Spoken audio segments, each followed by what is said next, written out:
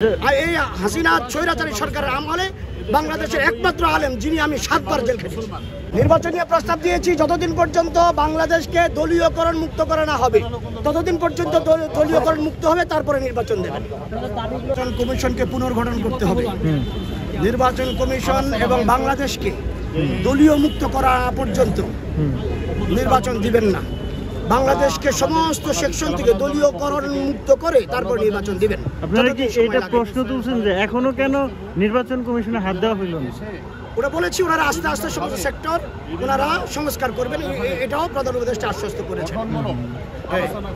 আর আপনার পুলিশ এবং র্যাব হেফাজতে যে নির্লজ্জ নির্যাতন করা হয়, ওই নির্যাতন থেকে দেশ এবং জনগণকে, রাজনৈতিক নেতাকর্মীদেরকে মুক্ত রাখার জন্য ব্যবস্থা নেওয়ার জন্য আমরা আবেদন করি। আপনার সাথে কি হয়েছিল?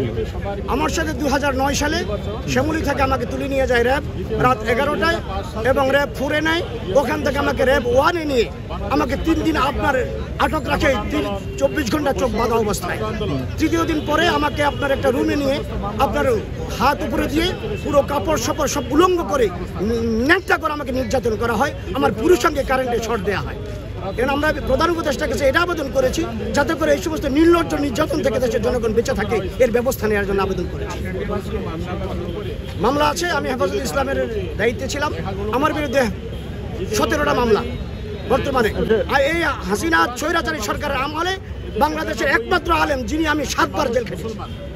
আচ্ছা, আপনারা যে নির্বাচনের কথা বলছেন, আপনারা কতটা প্রস্তুত এই মুহূর্তে? প্রস্তুতিতে সময় লাগবে, যতদিন নির্বাচনের ঘোষণা আসবে তারপর আমরা প্রস্তুতি নেব। না, সময় নিয়ে কোনো আলোচনা হয়নি। যতদিন পর্যন্ত রাষ্ট্রের সংস্কারে যত সময় লাগবে ওই সময়টা উনি চাইছেন, উনি সময় নেবেন।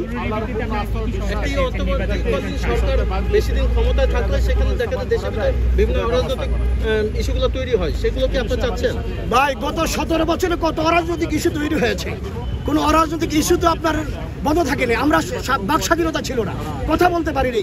বাইতুল মোকাররম জুমার পরে বক্তব্য দিয়েছি, বিকালবেলা আপনার 0 পয়েন্ট থেকে গ্রেফতার করে নিয়ে গেছে, 11 মাস জেল খাটলাম। আমরা তো আমাদের প্রেস ক্লাবে বক্তব্য দিয়েছি, বের হওয়ার আগে গ্রেফতার করে নিয়ে গেছে শাহবাগ থানায়। এত নির্যাতন আমাদের উপরে করেছে এই আওয়ামী জালেম সরকার, যার বিচার আমরা আল্লাহর কাছে দিয়েছিলাম। আমরা একাধারে আল্লাহ মামুনুল হক সাহেব সহ 3 বছর একাধারে জেল খেটেছি। শুধু জেলখানায় রাখিনি, আমাদেরকে জেলখানায় আরেক জেলখানায় চোর, বাটপার, লুচ্চা, বদমাশ, হিরুঞ্চি, গাঞ্জুটি, ওরা তার পরিবারের সাথে সব কথা বলতে পারে, সাক্ষাৎ করতে পারে। আমাদের সাক্ষাৎ বন্ধ, আমাদের পরিবেশের যোগাযোগ বন্ধ। আমার স্ত্রী প্রেগনেন্ট ছিল গ্রেফতারের সময়, 6 মাস যোগাযোগ বন্ধ। আমার বাচ্চারা মারা গেছে, যোগাযোগ করতে পারিনি। আপনার 2.5 মাস পরে আমি খবর পাই আমার বাচ্চা মারা যায়। এই যে এত বেদনা, এত ব্যথা, এত কষ্ট, এত নির্যাতন, বলার কোনো ভাষা আমাদের ছিল না। আলহামদুলিল্লাহ, স্বৈর শাসকের বিদায়ের পরে আমরা আল্লাহু আকবার আলহামদুলিল্লাহ পরে কয়েক শত রাকাত নামাজ আদায় করছি। আল্লাহ এই জালেম স্বৈর শাসক থেকে বাংলাদেশের জনগণকে মুক্তি দিয়েছেন। নামাজ থেকে তুলে নিয়েছিল? হ্যাঁ, নামাজ থেকে তুলে নিয়েছে।